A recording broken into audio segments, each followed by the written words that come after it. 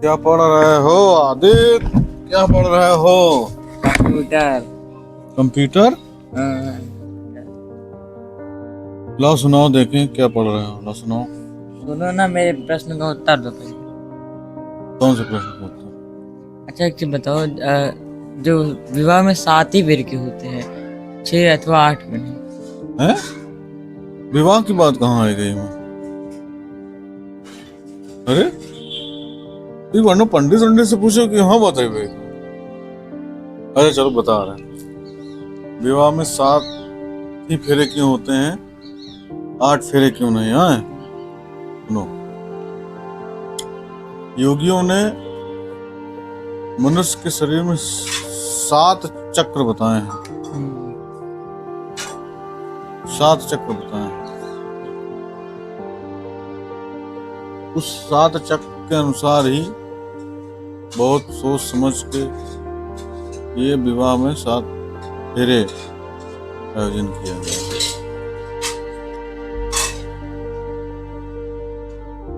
लेकिन विज्ञान इसको नहीं मानता। इस जो 7 चक्र की बात कर रहे हैं योगी जन,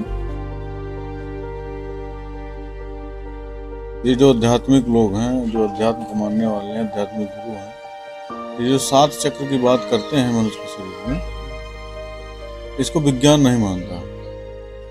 विज्ञान वही मानता है जिसको सिद्ध किया जा सके। तो 7 चक्र हैं मनुष्य के शरीर में। वो 7 चक्र जब एक्टिव हो जाता है, जैसे भगवान उसको कहते हैं कि 7 चक्र जो मनुष्य के शरीर में हैं, वो 7 चक्र एक्टिव हो गया तो मनुष्य परमात्मा को उपलब्ध हो जाता है, ज्ञान को उपलब्ध हो जाता है। और वो 7 फेरे जब आदमी के हो जाते हैं तो विवाह को उत्पन्न हो जाता है। या संक्षेप में ये कहिए कि 7 फेरे से आदमी का एक स्त्री से विवाह हो जाता है, बाहरी स्त्री से। और 7 चक्र जब पूरे हो जाते हैं आदमी के, तो मनुष्य के शरीर में जो उपलब्ध स्त्री, उससे विवाह।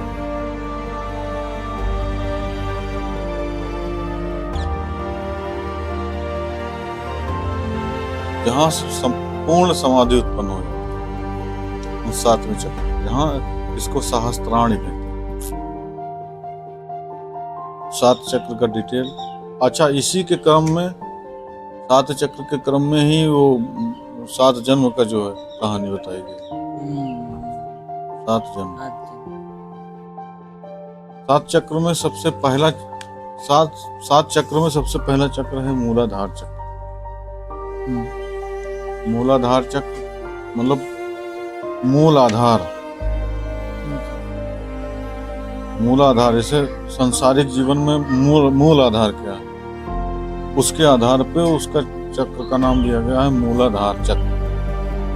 मूलाधार चक्र के से जो कोई देखता है वो मनुष्य को, पुरुष को स्त्री दिखती है, स्त्री को पुरुष दिखती है।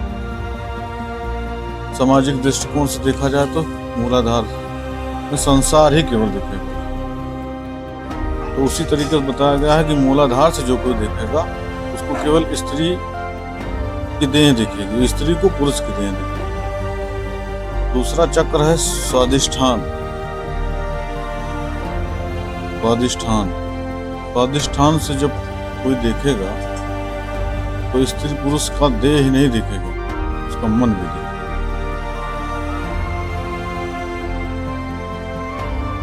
स्वादिष्ठान से कोई देखेगा तो उसका देह ही नहीं दिखेगा, उसका मन भी दिखेगा। उसके ऊपर, स्वादिष्ठान के ऊपर है मणिपुर। ये तीसरा चक्र। पहला मूलाधार चक्र, दूसरा स्वादिष्ठान चक्र, तीसरा है मणिपुर चक्र। मणिपुर से कोई देखेगा तो स्त्री पुरुष का देह और मन ही नहीं दिखेगा, देह मन। जैसे दूसरा चक्र स्वादिष्ठान और तीसरा चक्र मणिपुर, वहां पे जो है स्त्री पुरुष का केवल मन ही नहीं दिखेगा, वहां उसकी आत्मा भी दिखेगी। मतलब किसी के अंदर अगर वो योग के माध्यम से अपने मणिपुर चक्र को एक्टिव कर लिया तो उसको सांसारिक जो मूलाधार चक्र है उसके ऊपर उठ के स्वादिष्ठान फिर मणिपुर में फिर जिसे स्त्री पुरुष का मन ही नहीं दिखेगा कि उसकी आत्मा भी दिखने लगती है।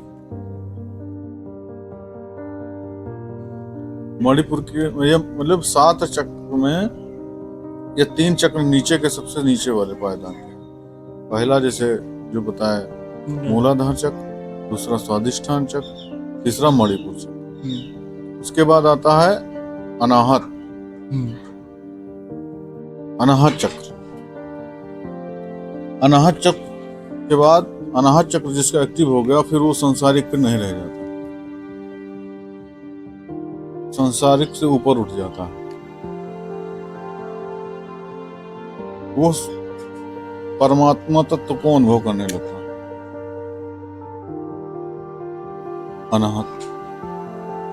अनाहत जिसमें जिसको जो है मीरा ने कहा है, मीरा ने उसमें कहा छाती, हृदय। अनाहत जो चक्र होता है हृदय के पास होता है। फिर हृदय चक्र मतलब अनाहत चक्र जिसका एक्टिव हो गया फिर वो सब में परमात्मा तत्व देखने लगता है। उसके ऊपर फिर है विशुद्धि चक्र। विशुद्धि चक्र जब किसी का एक्टिव हो जाता है तो वाणी में शुद्धता आ जाती है, सत्यता आ जाती है, सम्मोहन आ जाता है। मतलब लोगों को अपने तरफ खींचने की क्षमता आ जाती है मनुष्य में। फिर है आज्ञा चक्र, बहुत इंपॉर्टेंट आज्ञा चक्र। आज्ञा चक्र अगर मनुष्य का शरीर में एक्टिव हो गया, दोनों आंख के बीच में होता है आज्ञा चक्र। उसी आज्ञा चक्र के लिए बहुत प्रयोग किए गए। उसमें तिलक लगाना है, ये एक प्रयोग है। मतलब बहुत प्रयोग किए गए हैं, लेकिन तिलक लगाना भी एक प्रयोग है जो तिलक लगाया जाता है। आज्ञा चक्र एक्टिव होने के बाद मनुष्य के शरीर को मालिकी मिल जाती है। यानी कि आज्ञा चक्र एक्टिव होने के पहले ऐसा संभव नहीं है। मनुष्य के शरीर की कोई भी इंद्रिय उसके बस में नहीं है, लेकिन आज्ञा चक्र एक्टिव हो जाता है तो मनुष्य की सारी इंद्रियां उसके कंट्रोल में हो जाती है।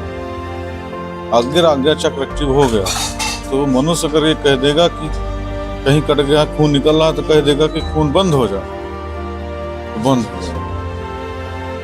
इतना पावरफुल है।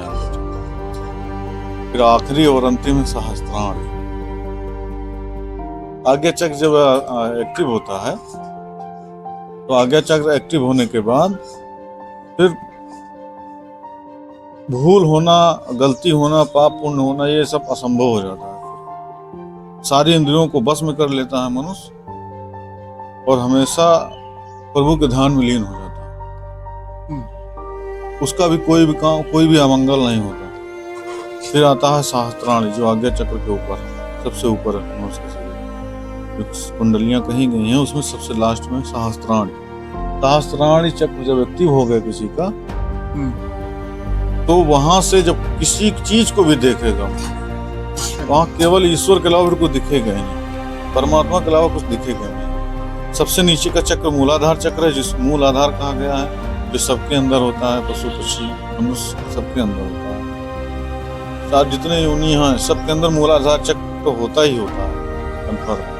मूलाधार चक्र से कोई देखेगा तो वहाँ को संसारिक दिखेगा, उसको संसारिक देखेगा, उसको तमाम चीजें भोग विलास दिखेगा। पेड़ हैं, पौधे हैं, मनुष्य हैं, पशु पक्षी हैं, स्त्री पुरुष हैं, बस ये सब।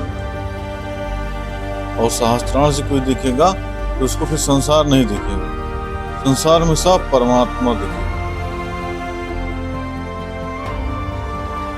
इस 7 चक्र के आधार पे ही ये 7 फेरे बनाए गए। मतलब भगवान ओशो जो कह रहे हैं कि इन 7 चक्र को एक्टिव करने के बाद मनुष्य के अंदर जो स्वयं परमात्मा है वो उसका दर्शन कर लेता है, उसको उस आनंद को उपलब्ध हो जाता है। और ये 7 फेरे जो बनाए गए हैं ये संसारिक है। संसार में जो है एक स्त्री से विवाह हो जाएगा तो वो उस माया जाल में फंस जाएगा। इसीलिए योगी जितने हैं, जितने भी तपस्वी हैं, जितने साधु संत हैं, ये सब इन्हीं 7 चक्र को एक्टिव करने में पूरा जीवन खपाते हैं किसी तरीके से। अब बहुत लोग पहुंच भी जाते हैं, बहुत लोग नहीं पहुंचते हैं। बुद्ध पहुंचे, महावीर पहुंचे, संत रविदास पहुंचे, रविदास जिनको कहते हैं, नानक पहुंचे, ऐसे ऐसे बहुत लोग हैं, उनकी गिनती नहीं। कोसों ही पहुंचे होंगे, तभी तो उस लेवल तक पहुंच गए। तो कहने का मतलब है कि मूलाधार चक्र और सहस्त्राणी, इन 7 चक्र की जो चर्चा हुई है, उन्हीं 7 चक्रों के आधार पे ये 7 फेरे का वो किया गया है। इसीलिए 6 और 8 की वो नहीं है, केवल